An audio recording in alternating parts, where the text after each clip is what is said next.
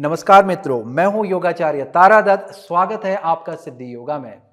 हमारा आज का ये वीडियो आपको बतलाएगा कि आप अपनी श्वास को सही तरीके से लेते हैं या नहीं लेते हैं।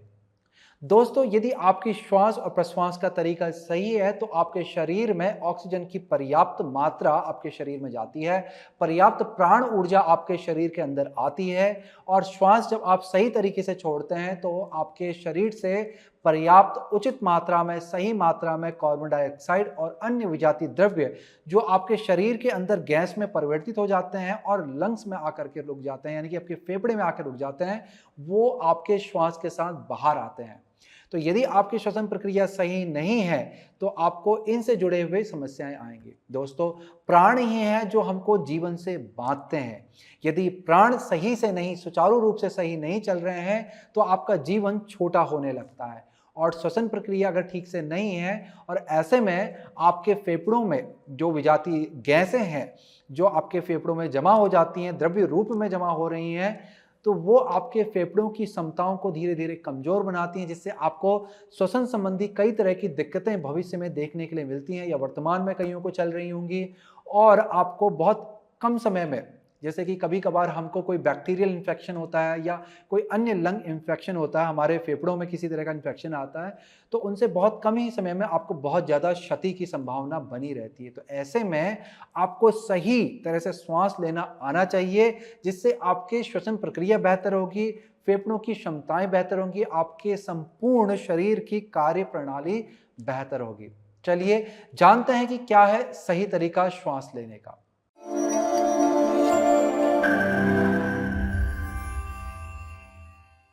श्वास जब हम लोग लेते हैं तो हमारी श्वास नाक के द्वारा हमारे फेफड़ों तक आती है, जिसके बीच में हमारा जो नाक से जुड़ी हुई हमारा विंड पाइप, जिसे हम कहेंगे कि श्वास लेने वाली जो नली है वो जुड़ी रहती है और यहाँ से वो जुड़ करके हमारे फेफड़ों तक जाती है।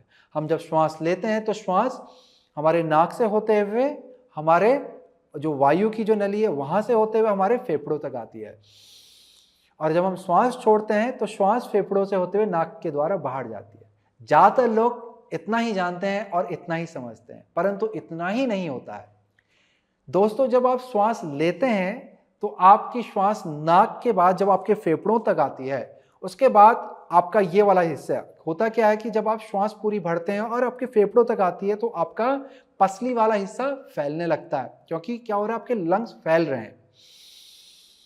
और जब आपके लंग्स फैलते हैं, वो सिर्फ आपके सामने की तरफ ही नहीं फैलते हैं, लंग्स आपके बगल की तरफ भी फैलते हैं, पीछे की पसली की तरफ भी फैलते हैं और नीचे की तरफ भी फैलते हैं। तो लंग्स का फैलाव इस तरह से चारों ओर और ऊपर और नीचे, लंग्स ऊपर की तरफ भी फैलते हैं, तो इस तरह से ऊपर नीचे चारों ओर पूरा फैलाव होना चाहिए। तो ये सही तरीका होता है कि जब आप श्वास ले रहे हैं तो आपके हृदय का सामने वाला हिस्सा भी अच्छे से फैल रहा है, बगल वाला भी फैल रहा है और ऊपर वाला भी फैल रहा है और नीचे की तरफ वाला भी हिस्सा फैल रहा है। और जब आप श्वास छोड़ते हैं तो सभी कोनों से लंग्स अंदर की तरफ को आकर के श्वास को बाहर छोड़ता है। इस तरह से आपके लंग्स की जो प्रक्रिया है वो बेहतर होती है और ये सही तरीका आपका दिखलाई पड़ता है। इसमें एक आपको मैं साधारण सी समझ बताता हूँ। बहुत सारे लोग क्या करते हैं, जब वो लोग, इसमें मैं आपको एक साधारण सी समझ बतलाता हूं कि बहुत सारे लोग क्या करते हैं, जब वो लोग श्वास को लेते हैं तो होता क्या है, श्वास ली, हृदय तो फूला, पर यहां पर पेट जो है वो अंदर की तरफ को खिंचता हुआ चला जाता है, और जब श्वास को छोड़ते हैं तो पेट नीचे को ढीला होते हुए बाहर को आता है। यदि आप इस तरह से श्वास लेते हैं कि श्वास को जब आप लेते हैं तो पेट को अंदर को खींचते हैं और श्वास को बाहर को छोड़ते हैं तो आपका पेट बाहर को ढीला होते हुए आता है, तो ये प्रक्रिया आप गलत कर रहे हैं। श्वास इस तरह से नहीं ली जाती है। दोस्तों, जब आप श्वास को लेते हैं, जैसे कि मैंने आपको पहले बताया कि आपका लंग्स यानी कि फेफड़े आपके फैलते हैं, तो वो सिर्फ आपके आगे पीछे ही नहीं जाते हैं, वो ऊपर और नीचे भी जाते हैं। तो नीचे को जो जाने की प्रक्रिया है ये बहुत ही महत्वपूर्ण होती है। इसमें आपके फेफड़ों के नीचे पे एक आधार होता है जिसे हम लोग डायाफ्राम कहते हैं, एक मसल के रूप में एक आधार होता है। तो जब आप श्वास आप भरते हैं तो फेफड़े जब नीचे की तरफ को फैलते हैं तो वो जो डायाफ्राम है वो नीचे को जाने लगता है और पेट आपका धीरे धीरे बाहर को आता है। तो श्वास को भरते वक्त आपका पेट अंदर नहीं जाना चाहिए, आपका पेट बाहर को आना चाहिए। और श्वास को जब आप छोड़ते हैं तो वो जो मांसपेशी है डायाफ्राम वो ऊपर की तरफ आती है। ऐसे में आपका पेट फिर से वापस अंदर को आ जाता है और वो लंग्स पे, आपके फेफड़ों पे दबाव बनाती है और श्वास आपकी नाक के द्वारा पूर्ण रूप से बाहर को आ जाती है। तो इस तरह से आपकी श्वसन प्रक्रिया चलती है। मैं आपको एक बार दिखला देता हूं, ध्यान से देखिएगा कि हमने श्वास ली, फेफड़े भी फैले और पेट भी बाहर को आया, और श्वास को छोड़ा, फेफड़े अंदर को गए, पेट भी अंदर को गया। मैं आपको बगल से दिखलाता हूं ताकि ये स्थिति आपको थोड़ा और अच्छे से दिखलाई पड़े। तो यहां पर मैंने अपनी श्वास ली फेफड़ों के साथ, पेट भी हल्का हल्का सा यहां पर बाहर को आ गया है। अब मैं श्वास को छोड़ूंगा, पेट भी अंदर और फेफड़े भी नीचे को आ जाएंगे। तो इस तरह से ये श्वास और प्रश्वास की प्रक्रिया चलती रहती है। हालांकि पेट जरूरी नहीं है कि इतना बाहर आए, फिर भी पेट हल्का सा आपका बाहर आता है और अंदर जाता है। जरूरी नहीं कि बहुत ज्यादा बाहर आए, फिर भी वो बाहर को आता है, क्योंकि ये जो मांसपेशी जो मैंने आपको बतलाई डायाफ्राम, वो ये फेफड़े आपके ऊपर से आएंगे तो वो जब उस पर दबाव बनाएंगे तो नीचे को जाएगी, और जब बड़ी सी मांसपेशी नीचे को जाएगी तो एक साधारण सी समझ है कि पेट बाहर को आएगा ही आएगा। अब श्वास को जब हम छोड़ते हैं तो मांसपेशी ऊपर को जाती है तो पेट अंदर को चला आता है। तो इस तरह से यदि आप श्वास को करते हैं तो ऐसे में आपके अंदर ज्यादा से ज्यादा ऑक्सीजन की मात्रा आती है आपके प्राणों के साथ, आपके श्वास के साथ, और ज्यादा से ज्यादा कार्बन डाइऑक्साइड आपके अंदर के जो फेफड़ों में जो जमा है आपके विजातीय द्रव्य वो बाहर जाते हैं, और आपके फेफड़ों की कार्य क्षमता भी बढ़ती है। हमारे फेफड़ों के अंदर अलग अलग चैम्बर्स होते हैं, वो सारे ही चैम्बर फिर आपके धीरे धीरे सक्रिय होने लगते हैं और उसकी कार्य क्षमता बढ़ने लगती है। तो दोस्तों इस प्रकार आपको श्वास को लेना। अब यहां तक तो आप समझ गए। यदि आपको पता चलता है कि आप श्वास गलत ले रहे थे, कि आप श्वास लेते वक्त पेट को अंदर खींच रहे थे, श्वास को छोड़ते वक्त पेट को बाहर को ढीला कर रहे थे, यदि आपको पता चलता है और आप आपको अपनी श्वास को बेहतर बनाना चाहते हैं तो उसके लिए मैं आपको बतलाता हूं कि आपको क्या करना चाहिए। सबसे पहला अभ्यास है, आपको पीठ के बल लेटना है।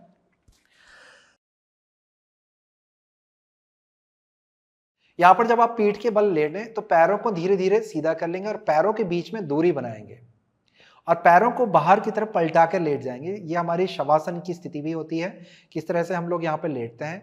और ध्यान ये भी आपको विशेष रूप से देना है कि आपके कमर का निचला वाला हिस्सा ऊपर की तरफ ना उठा हुआ, किसी भी तरह का दबाव दर्द आपके पीठ के निचले वाले हिस्से में लेटते वक्त ना आए। तो आप चाहें तो घुटनों को जल्दी से मोड़ करके इस तरह से पंजों पे आकर के कूल्हे को गोल घुमाएं ताकि जो पीठ का निचला वाला हिस्सा है आराम पूर्वक जमीन पर लग जाए। फिर से हम वापस से पैरों को सीधा कर लेते हैं।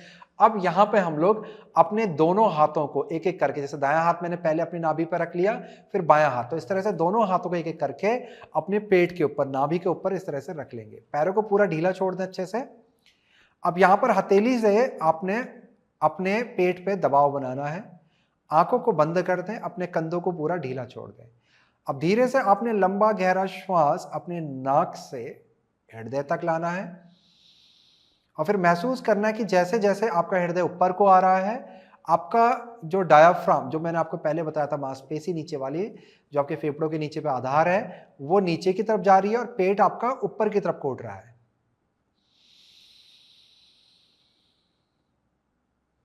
और फिर श्वास को छोड़ते हुए आपका पेट धीरे धीरे धीरे हाथ के वजन से भी नीचे को जा रहा है और श्वास जैसे जैसे बाहर को आ रही, पेट और नीचे को जाता जा रहा है और श्वास आपके पेट और फेफड़ों से होते हुए नाक के द्वारा बाहर आ रही। तो इस तरह से आपको महसूस करना है कि लंबी गहरी श्वास को नाक से पेट तक और फिर श्वास को छोड़ते वक्त पेट से नाक तक। चलिए इस अभ्यास को हम लोग लगातार कुछ क्षण तक करते रहेंगे। लंबा धीमा गहरा श्वास आपने नाक के द्वारा पेट तक लाना है और लंबा धीमा गहरा श्वास छोड़ते हुए श्वास को अपने पेट से नाक के द्वारा बाहर लाना है। हो सकता है कि आपको हृदय पे किसी भी तरह का फैलाव ना महसूस हो, कोई दिक्कत नहीं। फिलहाल हमारा पूरा का पूरा ध्यान कि पेट पे रहेगा, किस तरह से पेट ऊपर आ रहा है और नीचे जा रहा है। यदि आपका सिर्फ हृदय हिल रहा है और पेट पे बिल्कुल भी कुछ नहीं हो रहा है तो आपको क्या करना है दोस्तों, आपने अपने हथेली से थोड़ा सा दबाव बनाना है पेट पे और उसके बाद पेट की मांसपेशी, जब आप श्वास को भर रहे हैं तो आपने पेट की मांसपेशी की समता यानी कि ताकत का प्रयोग करते हुए पेट को ऊपर की तरफ को अपने हथेली के विपरीत दिशा की ओर दबाव बनाना है ताकि आप पेट को पूरा फैला सके। फुला लें यहां से जितना फुला सकते हैं। फिर श्वास को 1 या 2 सेकंड तक रोकें और फिर धीरे धीरे धीरे धीरे आपने श्वास को छोड़ना है पेट के द्वारा। तो इस तरह से अभ्यास करेंगे। चलिए दोबारा से लंबा धीमा गहरा श्वास नाक से लेते हुए पेट तक लाएं और फिर लंबा धीमा गहरा श्वास पेट से होते हुए अपने फेफड़ों से श्वास को बाहर निकालते हुए नाक के द्वारा बाहर छोड़ दें। करते रहिएगा अभ्यास। दोबारा से श्वास लेंगे और श्वास छोड़ेंगे। तो इस तरह से अभ्यास को समझने के लिए, जानने के लिए, अभ्यास में कुशलता पाने के लिए आपको कम से कम 8 से 10 बार यहाँ पर श्वास लेनी है और धीरे धीरे इस अभ्यास को आप बढ़ा भी सकते हैं। 10 से 12, 12 से 15 और 20 बार तक आप श्वास को ले सकते हैं यहाँ पर। चलिए, ये अभ्यास के बाद हम लोग इसी श्वसन प्रक्रिया को बेहतर बनाने के लिए अगले अभ्यास की ओर बढ़ेंगे, जिसके लिए आपने पैरों को धीरे धीरे एक दूसरे के पास में लाना है, जिसके लिए आपने धीरे से अपने घुटनों को मोड़ लेना है और हाथों को शरीर के बगल पे लेके आए। हम यहां से सेतु बंधासन की स्थिति पे जा रहे हैं। अपने पंजों पे दबाव बनाएंगे, धीरे धीरे अपने कूलों को ऊपर की तरफ उठाने का प्रयास करें। अपने हाथों को शरीर के पीछे ले जाकर के उंगली को बांधें और हाथों को खींचें। कंधों को गोल घुमाते हुए पीछे की तरफ लाने का प्रयास करें। कंधों को अच्छे से जमीन पे जमा लें। अपने पैरों को भी जमाएं, कंधों को भी जमाएं। जितना हो सकता है अपने हृदय को ऊपर अपनी थोड़ी की तरफ फैलाने का प्रयास करेंगे। इस तरह से अवस्था में अब यहां पर वापस से हम लोग लंबा धीमा गहरा श्वास पेट के द्वारा लेने का प्रयास करेंगे। बहुत अच्छे। यहां पर कुछ श्वास आप लेंगे, जैसे कि 2, 3, 4, 5, 6 श्वास तक आप यहां पर धीरे धीरे अपने शरीर के अनुसार ले सकते हैं।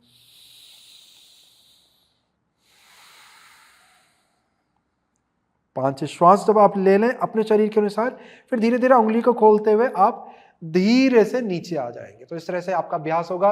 ये अभ्यास आपकी जो पसली वाला जो हिस्सा है इसमें फैलाव लाएगा। तो यहाँ की जो मांसपेशी हैं ये फैलेंगी और पसली वाले हिस्से में फैलाव लाएगा, जिससे आपका जो श्वसन प्रक्रिया के लिए जो आपका क्षेत्र है, आपके हृदय का क्षेत्र है, वो बढ़ने लगेगा।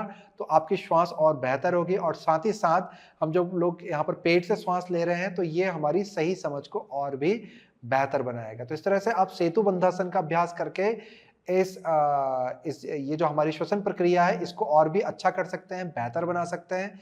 इसके अलावा हम लोग कुछ और अभ्यास को भी, आसान अभ्यासों को भी कर सकते हैं। जैसे कि आपको उठ करके बैठ जाना है। वज्रासन की स्थिति में हम लोग यहां पर आएंगे। यदि आप वज्रासन में नहीं बैठ सकते हैं किसी घुटने की कोई समस्या के कारण, तो आप किसी भी सामान्य स्थिति में आकर के बैठ सकते हैं। यहां पर वज्रासन में आने के बाद उंगलियों को पीछे बांधें। यदि आपकी उंगलियां नहीं बांध पाती, क्योंकि कंधे में बहुत जकड़न है, तो हाथों के बीच में कोई रस्सी, रुमाल इत्यादि रख करके भी आप पकड़ सकते हैं। इस तरह से आप हाथों को खींच सकते हैं। तो हमने यहाँ पर उंगलियों को बांध करके कंधों को गोल घुमा के हाथों को खींचना है और हृदय को धीरे धीरे ऊपर की तरफ को उठाना है।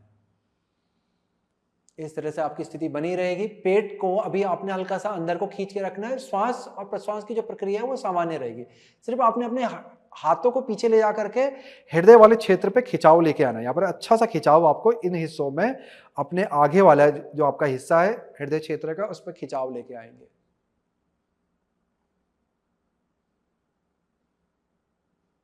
अब यहां से धीरे से सामने को देखेंगे। अब यहां पर हम लोग श्वास के साथ अगला जो हमारा अभ्यास है वो करेंगे।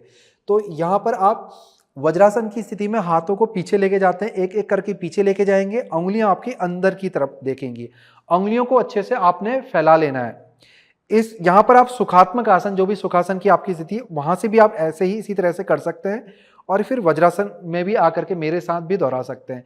यानी कि यदि आपके घुटने में जब समस्या होती है हमारी, तो हम इस स्थिति में बैठ नहीं पाते हैं, ऐसे में आप किसी भी सुखासन में बैठ करके इसी अभ्यास को कर सकते हैं।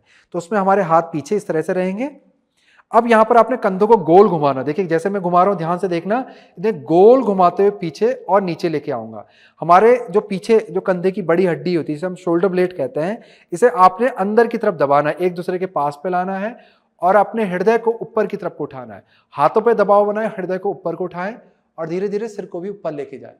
यदि आपके गर्दन में कोई दिक्कत है, समस्या है, तो सामने की तरफ ही देखें। तो इस तरह से आप रह सकते हैं, या फिर गर्दन को पूरा पीछे भी लेके जा सकते हैं। तो जहां भी आपकी स्थिति आसान पूर्वक बनती है वहां पर तक लेके आए। फिर यहां पर आपने पेट से श्वास लेना, लंबा गहरा श्वास पेट से लेंगे और लंबा गहरा श्वास पेट से ही छोड़ेंगे।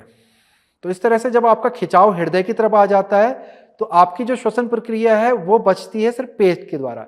अब आप चाहें भी तो आप अपने हृदय से श्वास यहां पर नहीं ले सकते, श्वास आपकी पेट के पास अपने आप ही चल जाने लगेगी।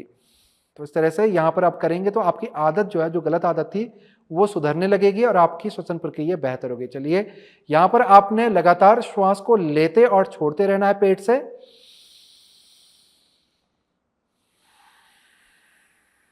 जितना लंबा धीमा गहरा ले सकते हैं लेंगे। श्वास को लेने और छोड़ने में, किसी भी अभ्यास में श्वास को लेने और छोड़ने में आपको जल्दबाजी नहीं दिखानी है। इस अभ्यास के अंदर भी, इस आसन के अंदर भी जब आप रहें तो कम से कम 4 से 6 श्वास और प्रश्वास लें ताकि आपको इसका पूर्ण रूप से लाभ मिल सके। जब भी हमारी कोई भी ऐसी स्थिति होती है जिसमें हम लोग हृदय को खींच लेते हैं तो श्वास जो है, इसके खिंचाव और हमारी पीछे वाली पसली के दबाव के कारण हमारे फेफड़े आगे और पीछे कम फैल पाते हैं। तो जगह कहां बचती है उनको?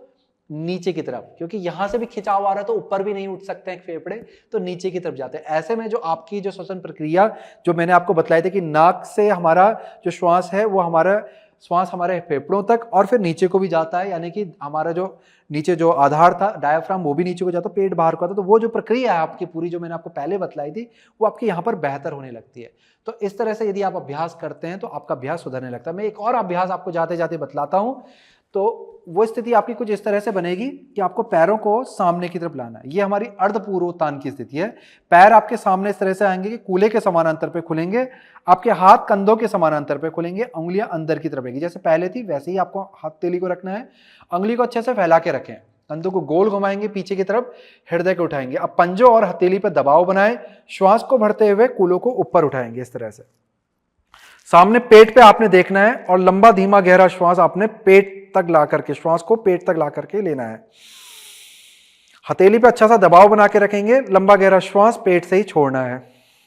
चलिए, श्वास और प्रश्वास को आप यहां पर करते रहिएगा। एक बार पूर्ण रूप से मुझे भी देख सकते हैं।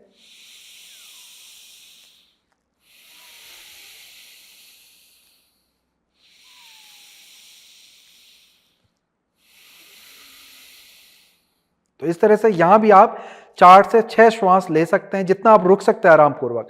जरूरी नहीं 4 से 6 आप लें। 4 से 6 ये होता है कि आपको ज्यादा से ज्यादा लाभ और अच्छे से अच्छे लाभ आपको मिलने लगते हैं। शुरुआत में हो सकता है कि ये स्थिति आपको कठिन लगे तो आप 2 से 4 तक भी श्वास ले सकते हैं, फिर नीचे आ जाएं, थोड़ा सामान्य श्वास लें, फिर ऊपर उठ के दोबारा से करें।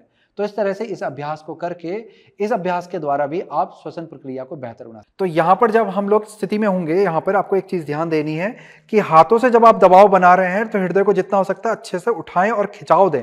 यहां पे आपके अच्छा सा खिंचाव बन के आएगा और जिससे आपके ये वाली जो पसलियां ये फैलेंगी, पसलियों पे विस्तार होगा तो आपके जो श्वास के दौरान जो आपका लंग्स, जो आपके फेफड़े फैलते थे अच्छे से, वो और भी अच्छे से फैलेंगे क्योंकि जगह यहां पर ज्यादा बन जाएगी। पसली किससे जुड़ी हुई है दोस्तों? आपकी मांसपेशी से जुड़ी हुई है, जिसे हम इंटरकोस्टल मसल्स कहते हैं।